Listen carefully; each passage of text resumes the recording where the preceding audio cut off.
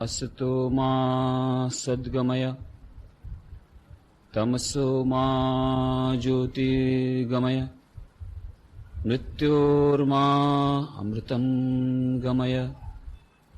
ओम शांति शांति शांति।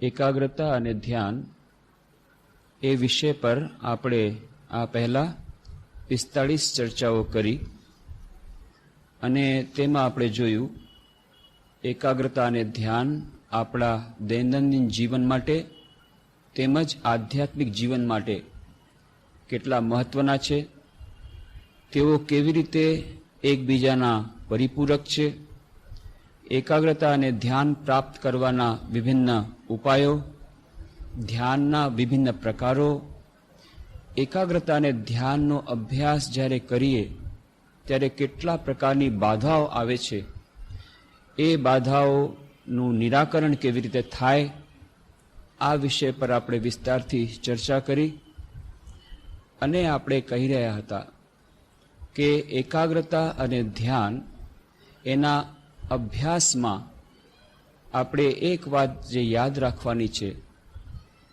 કે ધ્યાન એ સપ્તમ સીડી પતંજલિ દર્શાવે છે અને એની પહેલાના જે સોપાનો, એ સોપાનો જો આપણે નહીં સર કરીએ ત્યાં સુધી ધ્યાનના સોપાનમાં આપણે ખરેખર પ્રવેશ નહીં કરી શકીએ. અને એટલા જ માટે મન જેટલું શુદ્ધ થશે તેટલી મનની એકાગ્રતા વધશે, તેટલો ધ્યાનનો અભ્યાસ સરળ થશે. અને આ જ મનની શુદ્ધતા બતાવવા માટે પતંજલિ કહે છે યમ અને નિયમ, આ પ્રથમ બે સોપાનો.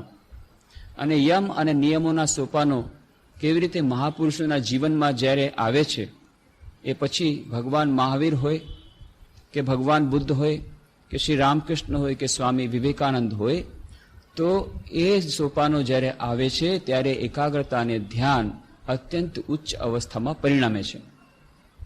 આ બધી આપણે ચર્ચા કરી અને એટલે જ કહ્યું હતું યમ અને નિયમના વિભિન્ન સોપાનો, વિભિન્ન જે એમના પ્રકલ્પોની વાત કરી. અને એમાં જ નિયમનો પાંચમો નિયમ છે, એનો પાંચમો અંગ છે ઈશ્વર પ્રણિધાનાત વાહ. પતંજલિ કહે છે યોગમાં આગળ વધતા પહેલા, ધ્યાન અને સમાધિના યોગમાં આગળ વધતા પહેલા ક્રિયાયોગની વાત કરે છે. એ ક્રિયાયોગના પણ 3 અંગો છે, તપ, સ્વાધ્યાય અને ઈશ્વર પ્રણિધાન. એવી જ રીતે યમ અને નિયમમાં પણ નિયમનો પાંચમો નિયમ કહ્યો એ છે ઈશ્વર પ્રણિધાન. આવી રીતે ઈશ્વર પ્રણિધાન પર પતંજલિ ખૂબ જ ભાર મૂકે છે. અને આપણે જોયું ઈશ્વર પ્રણિધાનનો અર્થ વ્યાસદેવ 3 પ્રકારે કરે છે. ઈશ્વર પ્રણિધાનનો અર્થ એક તો થયો કે ભક્તિનું પ્રાધાન્ય અથવા તો ભક્તિમય, ભક્તિની પરિપૂર્ણતા. બીજો એનો અર્થ છે કે ઈશ્વરને સર્વ કર્મનો ફળ, કર્મના ફળો સમર્પિત કરવા. અને ત્રીજો ઈશ્વરનું સાનિધ્ય. તો ઈશ્વરને સમસ્ત સમર્પિત કરી દેવું, પોતાના અહંકારને વિલીન કરી દેવું, સમસ્ત સમર્પિત થઈ જવું, આવો પ્રકારનો અર્થ પણ વ્યાસદેવની ટીકા પ્રમાણે આ ઈશ્વર પ્રણિધાનમાં રહ્યો છે. અને આને જો આપણે આની તુલના કરીએ તો ભક્તિ યોગનું ચરમ લક્ષ્ય તો એ જ છે આત્મસમર્પણ. ભક્તિ યોગનું ચરમ લક્ષ્ય છે આત્મસમર્પણ, શરણાગતિ. ગીતામાં ભગવાન શ્રી કૃષ્ણ કહે છે ઈશ્વર સર્વભૂતાનામ હૃદ્દેશે અર્જુન તિષ્ઠતિ ભ્રામયાન સર્વભૂતાની યંત્રારૂઢાની માયયા. યંત્ર સ્વરૂપ બધા કામ કરે છે. તો આ જે ગીતામાં વાત કરી કે સર્વધર્માન પરિત્યજ્ય મામેકમ શરણમ વ્રજ અહમતા સ્વરૂપાપેભ્યો મોક્ષિષ્યામિ મા શુચ. આ સ્થિતિ ક્યારે આવે કે જ્યારે આ પ્રિન્સિપલ, આ જે સિદ્ધાંત કે ખરેખર કાર્ય કરવા વાળું કોણ છે, કાર્ય કરવા વાળું તો છે ઈશ્વર સર્વભૂતાનામ હૃદ્દેશ અર્જુન તિષ્ઠતિ. એ જ કાર્ય કરે છે, આપણે કાર્ય કરવા વાળા નથી. હૃદ્દેશ અર્જુન તિષ્ઠતિ ભ્રામયન સર્વભૂતાની યંત્રારૂઢાની માયા. એ યંત્રની જેમ, યંત્ર પર જેમ ચક્કુ ચડાવે એમ ચલાવે છે. આપણે તો માત્ર યંત્ર સ્વરૂપ છીએ. ભક્તિ યોગમાં પણ આ વાત આવે છે, એમાં પણ શરણાગતિ એનું જાણે કે ચરમ લક્ષ્ય. અહીંયા રાજયોગમાં પણ પતંજલિ ઈશ્વર પ્રણિધાનની વાત કરે છે. જ્ઞાન યોગમાં જ્ઞાની સતત એ જ વાત કરે છે, ચિદાનંદ રૂપ શિવોહમ શિવોહમ, કે હું બીજું કંઈ પણ નથી. અહમ નિર્વિકલ્પો નિરાકાર રૂપો, એ બધા એમાંથી પોતાની જાતને, પોતાના અહમને અલગ કરીને ચિદાનંદ રૂપો શિવોહમ શિવોહમ, એ પોતાના ક્ષુદ્ર અહંકારને ભૂલી જવાની વાત. અને કર્મયોગમાં વ્યક્તિ પૂર્ણત નિસ્વાર્થ બની જવા માટે પોતાના અહંકારને વિલીન કરીને એ સમષ્ટિ અહંકારને જ પ્રાધાન્ય આપીને એ પોતાની જાતને સમસ્ત વિશ્વ સાથે એકાત્મ કરીને નાના અહંકારને, ક્ષુદ્ર અહંકારને વિસર્જિત કરવાની ચેષ્ટા કરે છે. તો આવી રીતે દરેકે દરેક યોગ, કર્મયોગ, ભક્તિયોગ, રાજયોગ કે જ્ઞાનયોગ, એ દરેક યોગનું લક્ષ્ય છે આપણા આ ક્ષુદ્ર અહંકારને વિસર્જિત કરવું. અને એટલે જ આપણે કહ્યું હતું કે આધ્યાત્મિક સાધનાનું લક્ષ્ય છે આપણો જે ક્ષુદ્ર અહંકાર છે એ લક્ષ્યને સંપૂર્ણ મહાવિરાટ જે અહમ છે એમાં વિસર્જિત કરી દેવું, એની સાથે મિલાવી દેવું. અને આધ્યાત્મિક સાધનાની એટલા માટે શરૂઆત ક્યાંથી થાય છે? તો સાધનાની શરૂઆતમાં કહ્યું કે સાધનાની શરૂઆત ત્યારે થાય કે જ્યારે વ્યક્તિ ગુરુ પાસે જાય, સમિત પાણી હાથમાં સમિધા લઈ સમિત પાણી જાય અને નમસ્કાર કરે, પ્રણામ કરે અને હે ગુરુદેવ, હું તમારી પાસે જ્ઞાન લેવા માટે આવ્યો છું, મને જ્ઞાન આપો. આ છે સાધનાનો પ્રારંભ. તો સાધનાનો પ્રારંભ ક્યારે થાય છે? જ્યાં સુધી આપણે પોતાના ક્ષુદ્ર અહંકારની સીમિતતાને સમજી નથી લેતા કે ના, મારે હજી કંઈ વિશેષ જાણવાનું છે, મારે હજી કંઈ મેળવવાનું છે, મારો અક્ષુદ્ર અહંકાર બધી વાત જાણતો નથી, એવી જાતની પ્રતીતિ થાય. અને એવી જાતની પ્રતીતિ થાય કે જે વ્યક્તિ પાસે હું જાઉં છું એવી શ્રદ્ધા જન્મે કે મારા કરતા આ વ્યક્તિને આ ક્ષેત્રમાં, આધ્યાત્મિક ક્ષેત્રમાં વધુ જ્ઞાન છે અને એ મને જ્ઞાન આપી શકશે. એવી જાતની પ્રતીતિ થાય, શ્રદ્ધા થાય, ત્યારે શિષ્ય ગુરુ પાસે જાય અને સૌથી પહેલા તો પ્રણામ કરે. એ પ્રણામ શીશ નમાવે, માથું ઝુકાવે. એનો અર્થ થયો કે એ શ્રદ્ધા સહિત જ્યારે શીશ ઝુકાવે છે તો એનો અર્થ થયો કે જ્ઞાન હવે ઉપલા માળેથી નીચલા માળે આવશે. Transfer of knowledge can take place from higher level to lower level. જેવી રીતે કોઈ પણ પાણી પણ જો ઉપરથી નીચે આવે, એવી રીતે જ્ઞાન પણ ઊંચા લેવલથી નીચા લેવલ પર આવે. તો જ્યાં સુધી વ્યક્તિ પોતાને નીચા લેવલનો નથી માનતો અને સામે હું જાઉં છું ત્યાં ઊંચા લેવલ છે, ત્યાં સુધી આ ટ્રાન્સફર થતું નથી. તો સાધનાનો પ્રારંભ થયો આ પોતાના ક્ષુદ્ર અહંકારને થોડોક ભૂલી જવા માટે, પોતાના ક્ષુદ્ર અહંકારની ક્ષુદ્રતાને સ્વીકાર કરવાથી પ્રારંભ થયો. અને એનું અંતિમ પરિણામ શું આવ્યું? અંતિમ પરિણામ આવ્યું આ ક્ષુદ્ર અહંકાર જ્યારે સમસ્ત વિરાટ અહંકારમાં લીન થઈ ગયો, બસ એના પછી કંઈ બાકી રહેતું નથી. બધી સાધનાનો સાર આ જ છે. અને એટલા જ માટે આપણે આની વિસ્તારથી ચર્ચા કરીએ છીએ.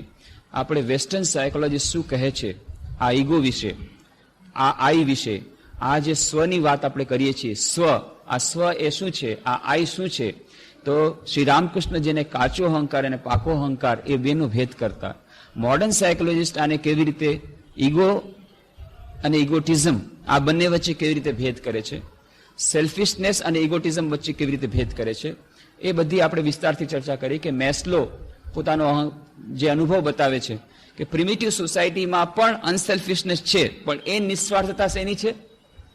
ત્યાંનો મુખિયા, એ આખી કોમ્યુનિટી, એ આખી જે જાતિ છે એ બધાનો મુખિયા એ જાહેરમાં પોતાની બધી સંપત્તિને સ્વાહા કરી દે છે, બધી લૂંટાવી દે છે કે ના, મારે મારી પોતાની સંપત્તિ કાંઈ રાખવી નથી. પણ પોતાના બણગા ફૂંકાય છે, મેં આટલું બધું હું કમાયો છું અને આ બધું હું આપી દઉં છું. તો એની પાસે હવે રહ્યું શું? એની પાસે એક જ વસ્તુ રહી, આ એનો અહંકાર. પણ આ જે મોડર્ન સોસાયટી, મોડર્ન સોસાયટીમાં આપણે શું માનીએ છીએ કે કઈ વ્યક્તિ કેટલી આગળ વધી, કઈ વ્યક્તિ કેટલી સંસ્કૃત બની, સંસ્કૃતિમાં સભ્યતામાં આગળ વધી, કલ્ચર્ડ થઈ, તો એનું માપદંડ શું છે કે એ વ્યક્તિ કેટલા પ્રમાણમાં પોતાના અહંકારિતાથી દૂર છે. જો કોઈ વ્યક્તિ જાહેરમાં આવી રીતે વાત કરવા માંડી જાય કે જો મેં તો આમ કર્યું છે ને હું આમ કરું છું, હું તમારે આમ કરાવી શકું છું, તરત જ લોકોને ખબર પડે કે આ પોતાના અભિમાનની વાત કરી રહ્યો છે.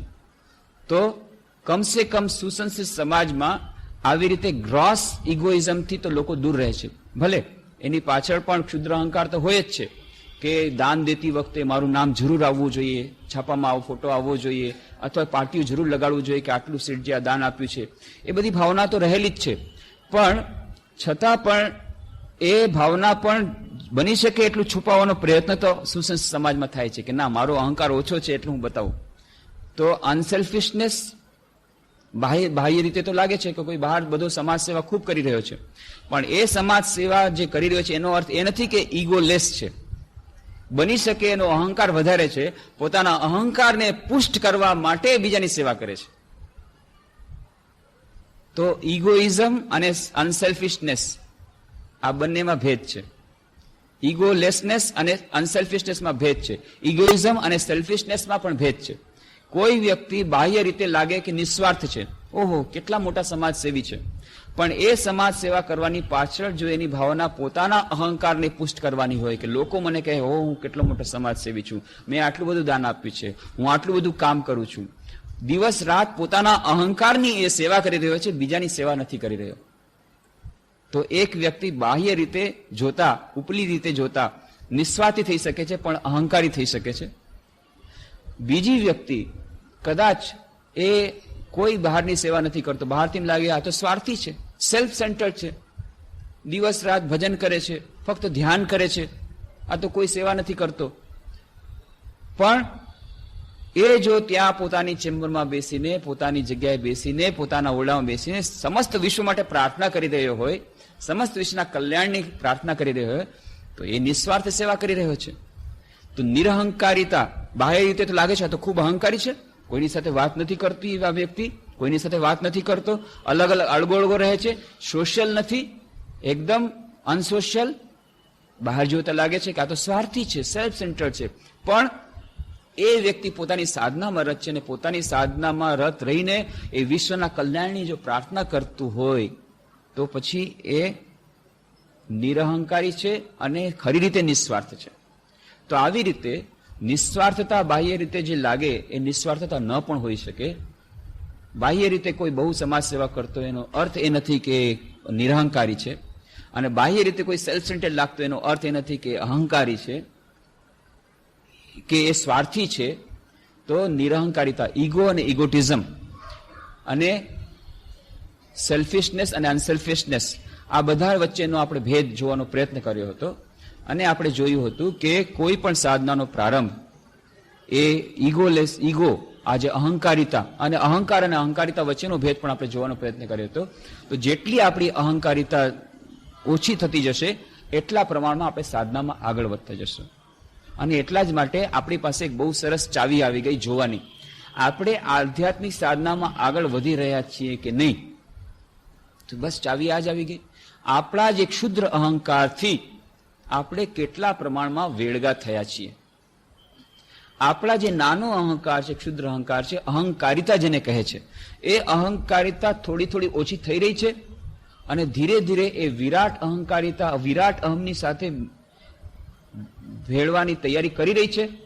ભલે આપણે હજી લાખો જોજન દૂર હશું, એક સ્ટેપ આપણે માંડ્યો છે, એક કદમ આપણે માંડ્યું છે, એની ખબર આપણને પડી શકે છે આપણા વ્યવહારિક જીવનથી. આપણે વાત કરી હતી કોન્ફ્લિક્ટ મેનેજમેન્ટની વાત કરી હતી પાછલી ચર્ચામાં. એ કોન્ફ્લિક્ટ મેનેજમેન્ટ માટે તો ભારતીય દર્શન સૌથી વધારે સરળમાં સરળ ઉપાય બતાવે છે કે મેનેજમેન્ટ અને લેબર વચ્ચે, કે બે મેનેજર્સની વચ્ચે, કે ઓફિસર અને બોસ અને એના સબોર્ડિનેટ વચ્ચે, કે આપણા દૈનંદિન જીવનમાં સાસુ અને વહુ વચ્ચે, કે ભાઈ અને બેન વચ્ચે, કે પતિ અને પત્ની વચ્ચે, આ જેટલી કોન્ફ્લિક્ટ થાય છે, જેટલો જેટલી પ્રકારના સંઘર્ષ થાય છે, જેટલી પ્રકારની કે દેશ અને દેશ વચ્ચે પણ થતી હોય, આ બધાય સંઘર્ષોનું મૂળ ક્યાં છે? It is a conflict of clashes between the two egos. બે અહંકાર વચ્ચેનો આ સંઘર્ષ છે.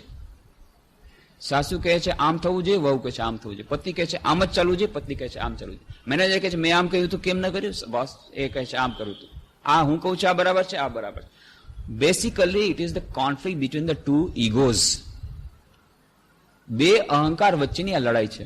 અને એટલા જ માટે વ્યવહારિક જીવનના આપણા દરેકે દરેક સમસ્યાનું મૂળ આપણને મળશે.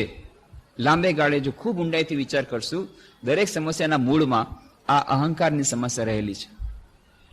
ભલે પછી એ વિભિન્ન પ્રકારમાં પ્રગટ થતી હોય, પણ basically it is A question of our ego. તો બસ આ બંને અત્યારે આપણને સૂત્ર મળી ગયું. વ્યવહારિક જીવનના દરેક સમસ્યાનું મૂળ છે અહંકાર. અને આ ક્ષુદ્ર અહંકાર જેટલો ઓછો થતો જશે એટલા આપણા વ્યવહારિક જીવનમાં આપણને સુખ અને શાંતિ મળશે. અને આધ્યાત્મિક જીવનમાં પણ આગળ વધવાનું સૂત્ર છે આપણા ક્ષુદ્ર અહંકારથી જેટલા ઓછા થતા જશું, વેળગા થતા જશું ને વિરાટ અહમ સાથે એક થતા જશું, એટલા પ્રમાણમાં આધ્યાત્મિક સાધના કરીશું. તો અહીંયા બંને મળી જાય છે. તો આપણા વ્યવહારિક જીવનમાં આપણે ડોક્યું કરીને જોઈએ, આપણે એનાલાઇઝ કરીએ તો આપણને ખબર પડશે ખરેખર આધ્યાત્મિક ક્ષેત્રમાં હું આગળ વધી રહ્યો છું કે નહીં.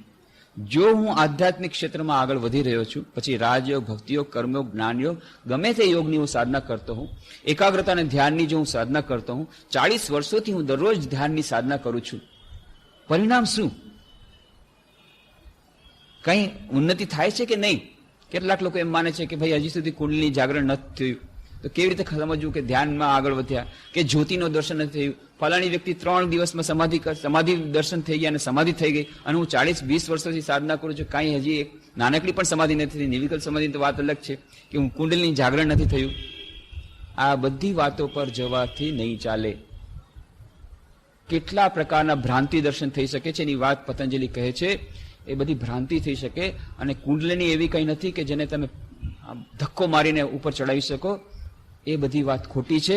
એ બધી ભ્રાંત ધારણામાં ન પડવું જોઈએ. એ છે ચીપનેસ. એ ધર્મનું, આધ્યાત્મિકતામાં પણ આજકાલ મોટા ભાગના લોકો એ cheap publicity, cheap religion, cheap spirituality એમાં બધા ચાલ્યા ગયા છે. અને એમાં ફેક ગુરુ આવ્યા છે અને એવા ફેક શિષ્યો પણ બને છે. અને એને કારણે આખો પ્રવાહ જાણે થઈ ગયો છે. એટલા માટે આ સમાધિ આ બધા એટલા સસ્તા શબ્દ થઈ ગયા છે. એની મેં વાત કરી હતી કેવી રીતે અમે લોકો સ્વામી આત્મસ્થાનંદજી મહારાજ અને હું આવી રહ્યા હતા ત્યાં કલકત્તાથી અહીંયા, તો મુંબઈ આવ્યા ને, મુંબઈથી પછી અહીંયા આવ્યા. તો મુંબઈની ફ્લાઇટ હતી, એમાં અમારી બાજુમાં એક ભાઈ આવ્યા. જ્યારે ફ્લાઇટમાં કંઈક ગડબડ થઈ ગઈ હતી, રિપેર કામ ચાલતું હતું, અને એક ભાઈ આવી અને એ પોતાનો પ્રશ્ન રજૂ કર્યો. તો મેં કીધું આ અમારા મોટા સ્વામીજી એની સાથે વાત કરો. તો એણે આ જ પ્રશ્ન કર્યો કે સ્વામીજી સમાધિ મારે જોઈએ છે, મેં સાંભળ્યું તમારે ત્યાં મંત્ર દીક્ષા આપવામાં આવે છે. હા કે મંત્ર દીક્ષા તો આપવામાં આવે છે. તો કે મંત્ર દીક્ષા મારે પણ લેવાની ઈચ્છા છે, હું પણ વિચારી રહ્યો છું. તો કે અમારે તો એવું છે કે પ્રેસિડેન્ટ અને વાઇસ પ્રેસિડેન્ટ મંત્ર દીક્ષા આપી શકે, અને તમે મુંબઈ તો જાઓ છો, મુંબઈ આશ્રમના કોન્ટેક્ટમાં રહેજો. જ્યારે પ્રેસિડેન્ટ વાઇસ પ્રેસિડેન્ટ આવશે ત્યારે તમે મંત્ર દીક્ષાનું તમારું નામ લખાવી લેજો. અચ્છા, આ મંત્ર દીક્ષા લેવાથી મને કેટલા દિવસમાં સમાધિ થઈ જશે? આ પ્રશ્ન. અને પછી કહે છે કે મને 3 વાર તો સમાધિ થઈ ગઈ છે, 3 વાર સમાધિનો અનુભવ થઈ ગયો, પણ પછી હમણાં થોડાક દિવસની નથી થતી, એટલે મારે પાછી મેળવવી છે, એટલા માટે મંત્ર દીક્ષા મેળવવા માંગુ છું. તે પછી આત્મસંજી મહારાજે કહ્યું, જુઓ હું તમને એટલી ગેરંટી આપું છું કે હજી તો તમારે ઘણા વર્ષોથી સાધના કરવી પડશે, અને તમને જે સમાધિના દર્શન થયા એવી સમાધિ તો અહીંયા મંત્ર દીક્ષામાં નહીં મળે તમને. અહીંયા મંત્ર દીક્ષા લેવાથી જે સમાધિ તમને જોઈએ છે, તો એટલી ચીપ આપણે માની લીધું. સમાધિ એટલે બસ કુંડલીની જાગરણ એટલે બસ થઈ ગયું, પતી ગયું, થોડાક બે ત્રણ કલાક કામ કર્યું કે ઇન્સ્ટન્ટ સમાધિ થઈ મળી જશે. આ બધી ધારણાઓ ખોટી છે. તો કેવી રીતે સમજવું? કોઈને જ્યોતિના દર્શન થાય, કોઈને આ થાય છે, એ ભ્રાંત ધારણા છે કે ખરેખર આધ્યાત્મિક સાધનામાં આગળ વધી રહ્યો છે. આ જાતનો પ્રશ્ન પૂછવામાં આવ્યો હતો રામકૃષ્ણ મઠ અને મિશનના 10મા પરમાધ્યક્ષ શ્રીમદ સ્વામી વીરેશ્વરાનંદજી મહારાજને. તેમને પૂછવામાં આવ્યું કે કેવી રીતે જાણવું કે આપણે આધ્યાત્મિક સાધનામાં આગળ વધી રહ્યા છીએ. અને એ જે પ્રશ્ન પૂછનાર વ્યક્તિ હતી એના મનમાં જરા દુઃખ હતું કે ઘણા ઘણા સાધકો સાથે થોડી વાતો થાય, વાતચીત થાય. કોઈ કીધું મને આવા દર્શન થાય, કોઈને આમાં દર્શન થાય. તો આ દર્શન જો ન થાય અથવા દર્શન થાય તો કેવા દર્શન થાય તો સમજવું જોઈએ કે હવે આધ્યાત્મિક સાધનામાં આગળ વધી રહ્યા છીએ. કેવા જાતના દર્શન થાય? ત્યારે મહારાજે બતાવ્યું, સમજાવ્યું, જુઓ આ જેટલા દર્શન અથવા તો જેટલી જાતના અનુભવો તમે કહો છો એ બધા સાપેક્ષ છે, નિરપેક્ષ નથી. It is subjective, not objective. અને જ્યારે સબ્જેક્ટિવ એ હોય છે તો it depends upon the psychological background of the individual. એના માનસિક ધરાતલ પર આધાર રાખે છે કઈ વ્યક્તિને કેવી જાતના અનુભવ થશે. Supposing if there is an emotional man, કદાચ કોઈ કેવી ભાવવાળી કે એવી વ્યક્તિ હોય, એને કદાચ સપનામાં દરરોજ કંઈક દર્શન થાય કે એવું કંઈક થાય. કદાચ કોઈ રેશનલ માણસ હશે, એ તાર્કિક વ્યક્તિવાળો હશે, એ જ્ઞાની હશે, તો એને કદાચ જીવનમાં ક્યારેય સપનામાં દર્શન નહીં થાય, કારણ કે એ ભાવનામાં વહી નથી જતો. He controls his emotions. He controls his emotions by his intellect. પોતાની બુદ્ધિ દ્વારા એ બધું તર્ક દ્વારા બધી વસ્તુને પ્રસ્તુત કરે છે. કદાચ એને દર્શન ન પણ થઈ શકે. તો કોઈક વ્યક્તિને દર્શન થયા છે સ્વપ્નમાં અથવા બીજી પ્રકારના કે કેટલા વિચિત્ર જાત જાતના આજકાલ અનુભવ થાય છે લોકોને. તો અમને સાંભળીને પણ આશ્ચર્ય થાય. કેટલા લોકો આવીને કે અમને આવા અનુભવ થયા છે. તો બહુ સરસ, બહુ આગળ વધી રહ્યા છો. તો કેટલા જાત જાતના અનુભવ થાય છે. આ જાત જાતના જે અનુભવ થાય છે એનાથી કેવી રીતે સમજવું કે આપણે આગળ વધી રહ્યા છીએ કે નહીં, અને એ ભ્રાંતિ છે કે નહીં કેવી રીતે સમજવું. મોટા ભાગના આવા અનુભવો આપણા ભ્રાંતિના પરિણામ છે. આપણી પોતાની સાયકોલોજીકલ એ મેકઅપને કારણે આવું થાય છે. આ વાત હંમેશા યાદ રાખવાની. ઘણી વાર મોટા ભાગના આપણા અનુભવો એ આપણને ગેરરસ્તે દોરવાવાળા હોય છે. ગેરરસ્તે દોરવાવાળા એ અર્થમાં કે આપણે સમજીએ છીએ કે ઓહો આપણે તો બહુ આધ્યાત્મિક સાધના આગળ વધી, આવી જાતના અનુભવ થાય છે. એ આપણા સાયકોલોજીકલ સ્પિરિચ્યુઅલ ગ્રોથનું નિશાની નથી. બીજી તરફ બીજી કોઈ વ્યક્તિને કોઈ જાતના અનુભવ ન થતા હોય, સ્વપ્નમાં દર્શન ન થયા હોય કે એમાં પણ દર્શન ન થયા કે એવી જાતના અનુભવ ન થયા હોય, તેમ છતાં એની આધ્યાત્મિક ઉન્નતિ ઘણી થયેલી હોઈ શકે. તો હવે જાણવું કેવી રીતે કે જે આટલા અનુભવ થાય છે. માન લ્યો પછી જે વ્યક્તિ જેણે પ્રશ્ન પૂછ્યો એ ખૂબ તાર્કિક વ્યક્તિ હતી, એણે ત્યાંથી મૂક્યું નહીં. એણે પછી સ્વામી વીરેશ્વરજીને પૂછ્યું, પણ મહારાજ સ્વામી બ્રહ્માનંદજી મહારાજ કહે છે ધ્યાન ધર્મ અને સાધના પુસ્તકમાં ઇટરનલ કમ્પેનિયનમાં કે જે આવા અનુભવ થાય, પોતાના ઈષ્ટ દેવતાના દર્શન થાય કે પોતાના ગુરુના દર્શન થાય કે મહાન કોઈ દિવ્ય પુરુષના દર્શન થાય સ્વપ્નમાં, એ બધાય ફક્ત ભ્રાંતિ દર્શન નથી હોતા. એ ખરેખર એ મહાપુરુષોના એ આશીર્વાદ કરવા માટે આવેલા હોય છે ને એનું આધ્યાત્મિક એક સિગ્નિફિકન્સ છે, એનું આધ્યાત્મિક મહત્વ છે. આવી વાત ધ્યાન ધર્મ સાધનામાં છે. ત્યારે પણ તમે આવી રીતે વાત કરો છો કે આ બધા દર્શન એનું કોઈ મહત્વ નથી, સપનામાં કોને કેટલા દર્શન થયા, કોને કેટલા અનુભવ થયા, એ બધા સાથે આધ્યાત્મિક જીવનનું મહત્વ નથી. તમે બીજી વાત કરો છો. તો આ બંને વિરુદ્ધ વાત થઈ ગઈ. તો સ્વામીજીએ કહ્યું નહીં, હું વિરુદ્ધ વાત નથી કહી રહ્યો. સ્વામી બ્રહ્માનંદજી મહારાજે કહ્યું છે બીજું બિલકુલ સાચી વાત છે. ક્યારેક ક્યારેક આવા અનુભવ થાય છે, પણ મોટા ભાગના આવા અનુભવ આધ્યાત્મિક અનુભવ નથી હોતા. એ તમારા મનની ભૂલનું પરિણામ હોય છે. ક્યારેક ક્યારેક સાચા પણ હોય. તો જાણવું કેવી રીતે કે આ અનુભવો એ સાચા હતા, ભ્રાંતિ દર્શન નહોતું. અને પછી જાણવું કેવી રીતે કે કોઈ વ્યક્તિ એ આધ્યાત્મિક ક્ષેત્રમાં આગળ વધી રહી છે કે નહીં. આવા મનલો દર્શન ન થયા હોય તો, અને દર્શન થયા હોય તો મહારાજે વાત કરી એના દૈનંદિન જીવનને જોવાથી ખબર પડશે. એના ચારિત્ર ઉપર એની શું અસર છે એનાથી ખબર પડશે. શું એનામાં કામ, ક્રોધ, લોભ, મોહ, અહંકાર થોડાક ઓછા થઈ રહ્યા છે? થોડાક આજથી 20 વર્ષ પહેલા જે એટલે એનાથી થોડાક ઓછા થયા છે. થોડીક ભક્તિ વધી છે, થોડોક ભગવાન પ્રત્યે પ્રેમ વધ્યો છે, થોડુંક જ્ઞાન વધ્યું છે, થોડોક વિવેક વધ્યો છે, થોડોક વૈરાગ્ય વધ્યો છે, થોડુંક ધ્યાનમાં થોડીક શાંતિ વધારે મળી રહી છે, થોડુંક કામ, ક્રોધ, લોભ, મોહ, અહંકાર થોડોક ઓછો થયો છે. અહંકાર જરા ઓછો થયો છે? જો હા, તો તમને જીવનમાં એકેય વાર કોઈ જાતના દર્શન નહીં થયા હોય, તમે ઠીક આગળ વધી રહ્યા છો. અને નહીં તો દિવસ અને રાત તમે વિભિન્ન પ્રકારના દેવી દેવોના દર્શન કરો છો, દિવસ રાત તમને જ્યોતિના દર્શન થાય છે, પણ જો તમારા આચરણમાં તમે આ કામ, ક્રોધ, લોભ, મોહ, અહંકારથી છૂટ્યા નથી. એ ઝઘડો એમ જ ચાલે છે, મરમાં ઈર્ષા એવી જ ચાલે છે, બીજા સાથે ઝઘડવાની દાનત એમ જ ચાલે છે. આ તરફ દર્શન પણ થાય છે. હજી હમણાં જ ગોપાલજીની સેવા કરીને આવ્યા, હમણાં જ બાળ ગોપાલને લાડુ જમાડીને આવ્યા. આહા, મારા લાલાજી કેવું સરસ જમે છે. આ બધા દર્શન થયા. હા, સાક્ષાત લાલાજી લાડુ જમે છે. જ્યાં લાડુ જમવાનું થઈ ગયું, તરત જ વહુને ઝઘડવાનું શરૂ થઈ ગયું. કેમ આજે કેવો આવો લાડ કર્યો, તરત જ શરૂ થઈ ગયું. તો એ દર્શન સાચા નથી. દર્શન જો સાચા થયા હોય તો એનો અર્થ છે આપણા દૈનંદિન જીવનમાં એનું કંઈ ને કંઈ પરિણામ આવવું જોઈએ. જો પરિણામ આવ્યું છે તો દર્શન સાચા છે. જે દિવસે તમને કોઈ આધ્યાત્મિક દર્શન થયું, શું એ દિવસથી કંઈ અદ્ભુત પરિવર્તન આવ્યું છે જીવનમાં? કે તમારી આસક્તિના બંધન તૂટી ગયા છે, વિવેક વૈરાગ્ય બધા આવી ગયા છે, અહંકાર ઓછો થઈ રહ્યો છે, બીજા પ્રત્યે જે ઈર્ષા અને દ્વેષની બુદ્ધિ હતી ઓછી થઈ રહી છે, લોભ ઓછો થઈ રહ્યો છે? જો હા, તો એ દર્શન સાચું હતું. તો એ દર્શનનું મહત્વ છે. અને અમસ્તુ પણ જો સ્વપ્નમાં સારા સારા દર્શન આવતા હોય તો એનું એક તો પરિણામ એ છે, એટલું તો જરૂર દર્શાવે છે કે તમારું માનસિક ધરાતલ સારું છે અને તમારા સબકોન્શિયસ માઇન્ડમાં, તમારા અચેતન મનમાં સારા સંસ્કારો છે, જેને પરિણામે તમને આવા દર્શન આવે છે. પણ ત્યાં સુધી જ એનું કોઈ આધ્યાત્મિક મહત્વ ત્યાં સુધી નથી જ્યાં સુધી આપણા દૈનંદિન જીવનમાં એનું કંઈ ને કંઈ ફળ પ્રગટ થતું નથી. આપણા દૈનંદિન જીવન વ્યવહારમાં એનો કોઈ ને કોઈ અસર પડતી નથી. ત્યાં સુધી કોઈ પણ આધ્યાત્મિક સાધનાનું, કોઈ પણ આધ્યાત્મિક અનુભવનું, કોઈ પણ આધ્યાત્મિક દર્શનનું કોઈ મહત્વ નથી. તો અહીંયા વાત એવી આવી ગઈ, છેવટે તો આપણે આ અહંકારના સંકજામાંથી, અભિમાનની બેડીઓમાંથી કેટલા બહાર નીકળ્યા.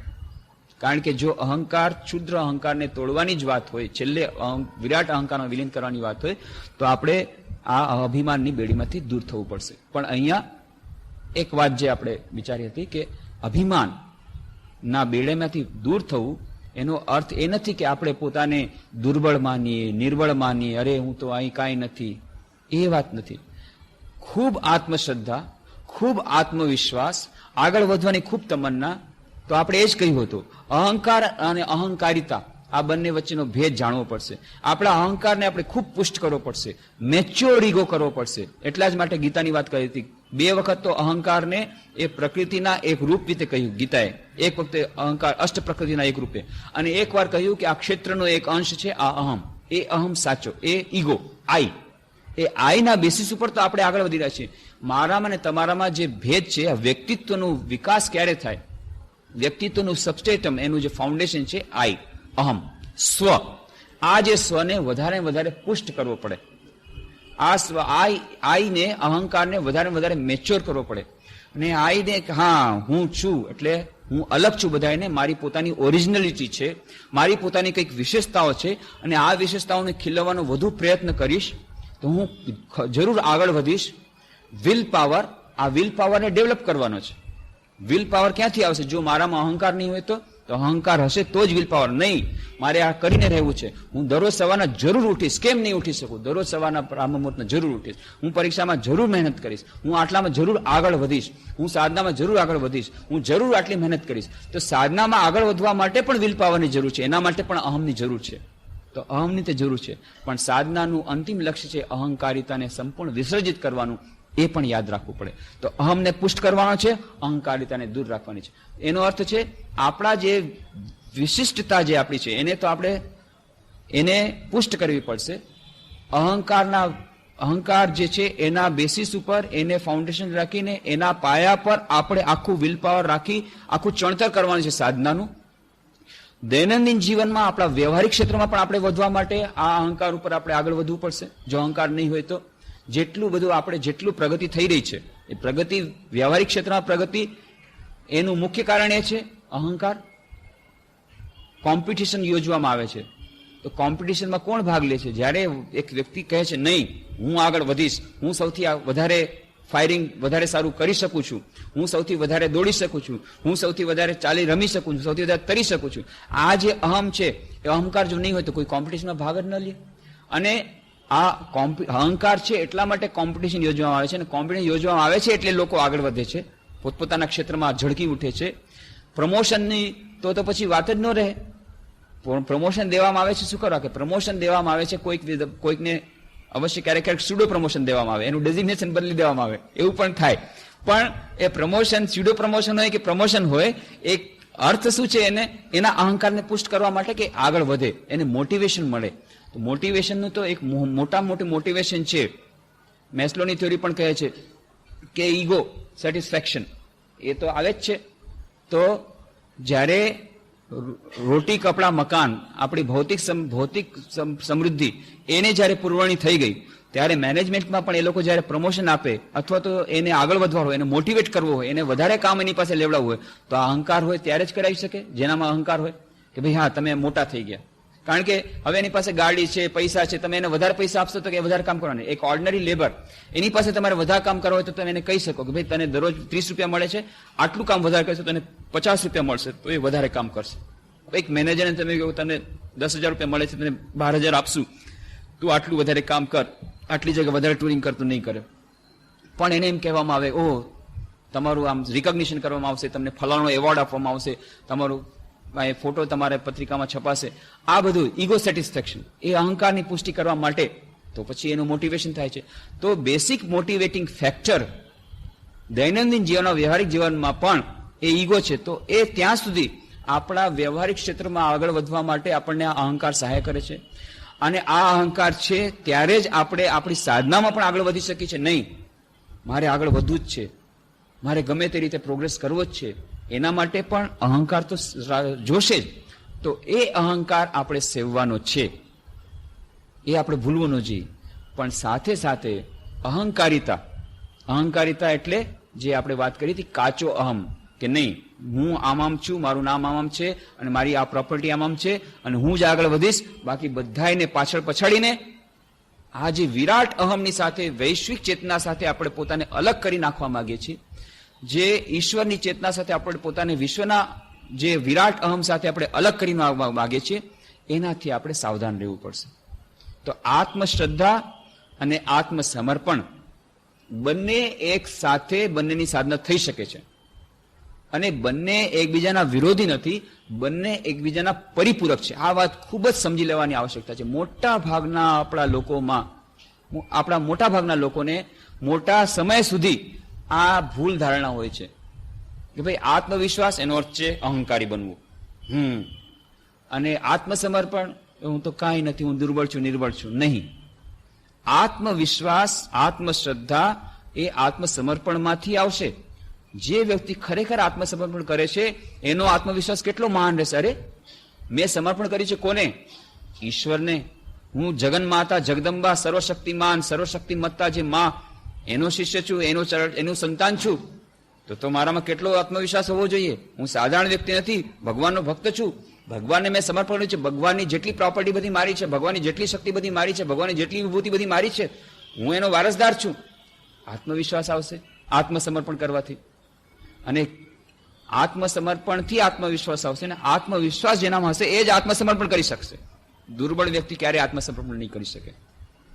જેણે પુરુષાર્થ કર્યો હશે, પુરુષાર્થ કરીને જેના પંખ થાકી ગયા હશે, એનામાં જ આત્મસમર્પણ ભાવના આવશે. તેની પહેલા આત્મસમર્પણ ભાવના કદાચ કહે છે ઘણા લોકો અમે તો સમર્પણ કરી દીધું છે, પણ એ મુખે કહેવાની વાતો, એ બધી વાતો કહે છે ને કે હું કાંઈ નથી કરતો, આ તો બધું ભગવાન જેમ કરાવે છે એમ કરીએ છીએ, બધું ભગવાનની ઈચ્છાથી થાય છે, અમે તો બધું ભગવાનને સમર્પિત કરી દીધું છે. આ બધી મોટા કહેવાની વાતો. એ પરીક્ષા ક્યારે આવે?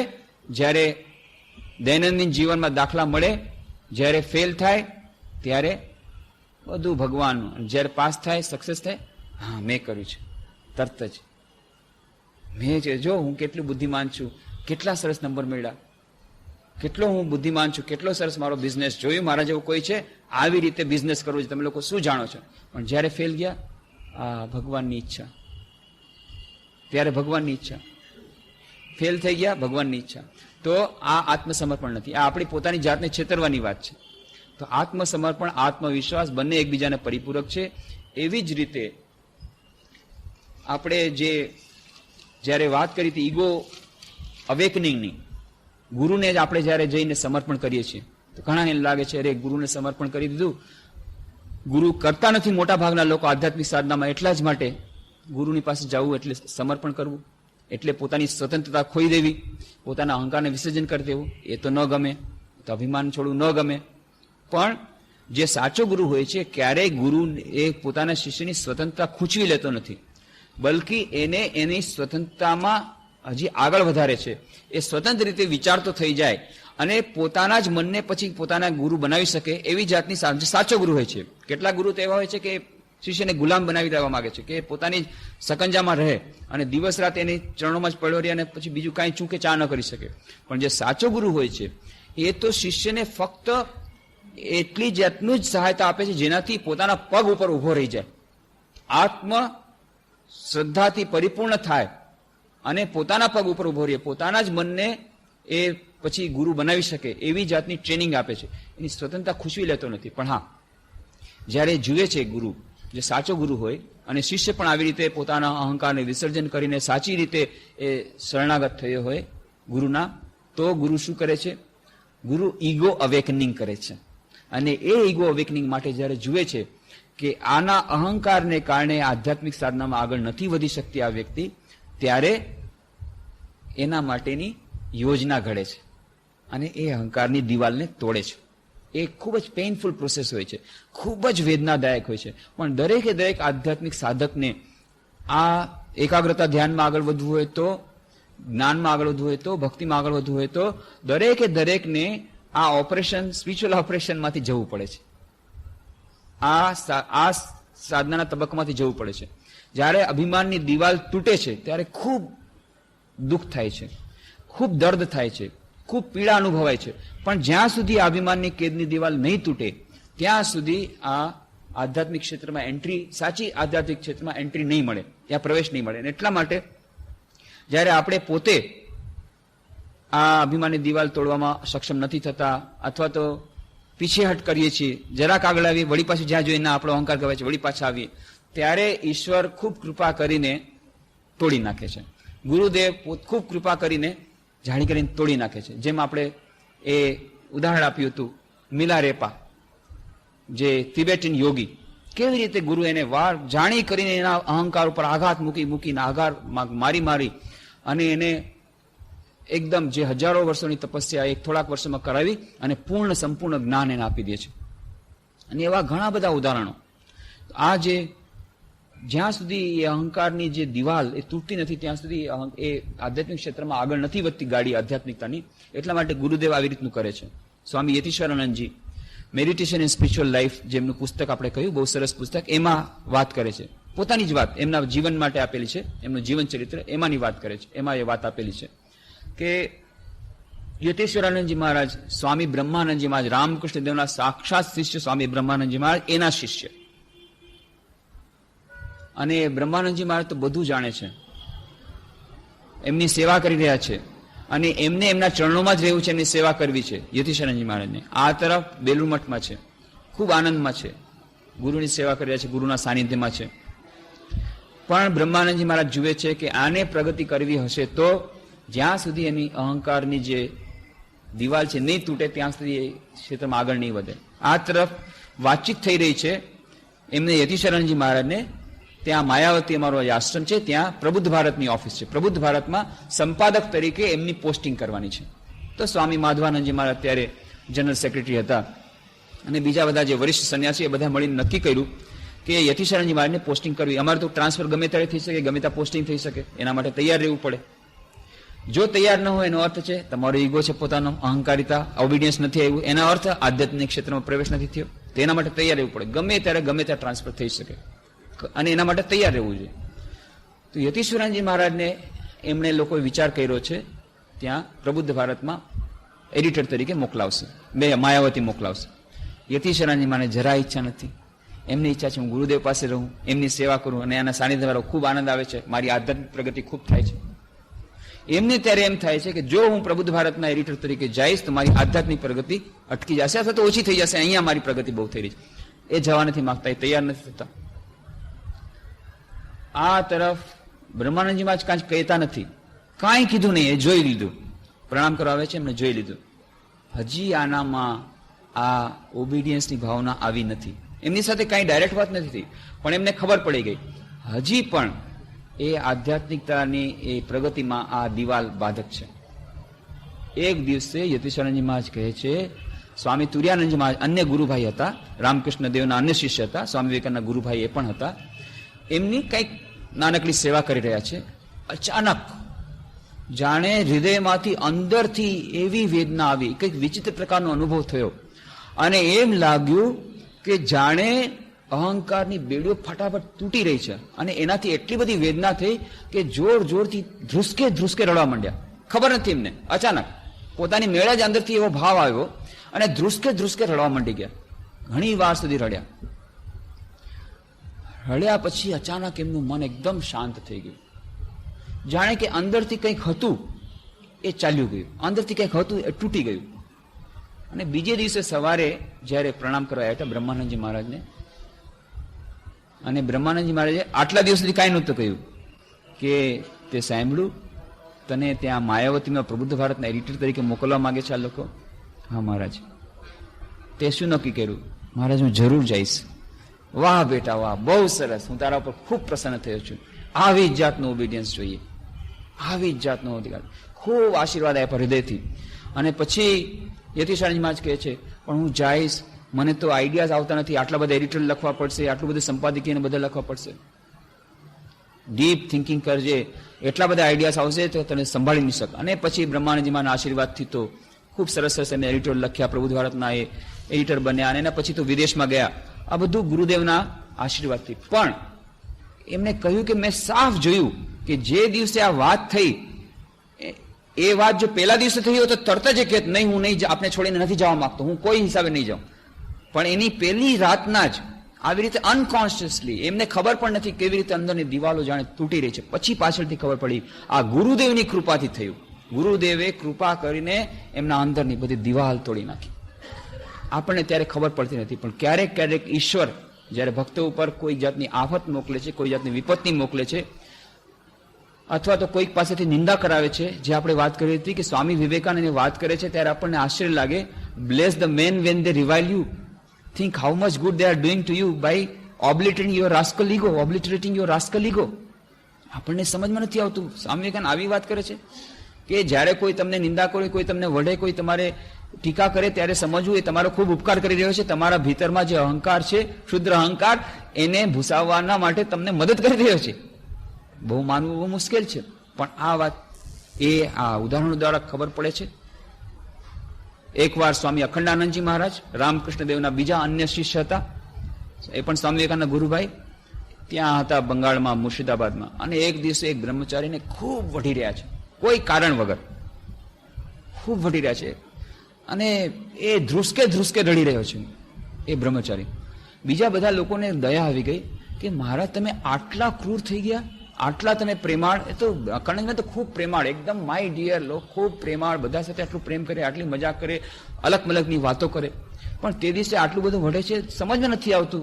એ બીજા જે ભક્તો બેઠા હતા, સાધુ બેઠા હતા, કે મહારાજ તમે આટલા ક્રૂર થઈ ગયા, એ બિચારો આટલો રડે છે, એને કાંઈ તો તમે સાંત્વના આપો. રડવા દે, રડવા દે, હજી રડવા દે. કેટલાય જન્મો સુધી રડ્યો છે બીજી વસ્તુ માટે, આજે આના માટે રડવા દે. અહંકાર એનો દૂર થઈ રહ્યો છે, રડવા દે. આ રડવા, બીજો જે રડ્યો હતો એ તો રડવાથી એ પાછળ ગયો હતો, આ રડવાથી આધ્યાત્મિક સાધનામાં આગળ વધશે. રડવા દે. તો એ ગુરુદેવ કૃપા કરીને એ અહંકાર ઉપર ધક્કો મારી, અને ક્યારેક ક્યારેક આ પેઇનફુલ ઓપરેશન, એ ઓપરેશનથી હજારો વર્ષોની સાધના 1 મિનિટમાં થઈ જાય, એક ધક્કાથી. ત્યારે તો બહુ ખૂબ લાગે, પણ જેમ ઓપરેશન કરવાથી કેટલીક જાતનો રોગ હોય, આપણે કેટલા વર્ષો સુધી દવા લેવી પડતી હતી, પણ એ ઓપરેશનથી જાણે કે હંમેશાના માટે દર્દ વયું ગયું. એવી રીતે આ સ્પિરિચ્યુઅલ ઓપરેશન, અહંકાર ઉપર છરી ચલાવે, અહંકાર ઉપર જ્યારે આ કરવત માંડે, ખૂબ દુઃખ થાય. પણ આવી જાતના અનુભવોમાંથી ભગવાન ઈશ્વર ક્યારેક ક્યારેક ભક્તને પસાર કરાવે. ગુરુદેવે પોતાની કૃપાપૂર્વક જાણતા અથવા અજાણતા, કોન્શિયસલી ઓર અનકોન્શિયસલી આવી જાતની કરવત મૂકે, એના અહંકાર ઉપર ઓપરેશન કરે, એને આગળ વધારે. સ્વામી શિવાનંદજી મહારાજ, મહાપુરુષ મહારાજ, એક દિવસે એ એવું થયું, બેલું મઠમાં એક બ્રહ્મચારી ઉપર ખૂબ વઢી રહ્યા છે. એનો ખૂબ નાનકડો દોષ હતો, એના માટે એટલું બધું વઢી રહ્યા છે, એ ધ્રુસકે ધ્રુસકે રડી રહ્યો છે.